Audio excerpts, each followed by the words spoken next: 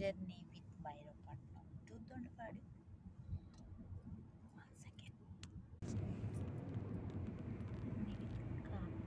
Journey with car.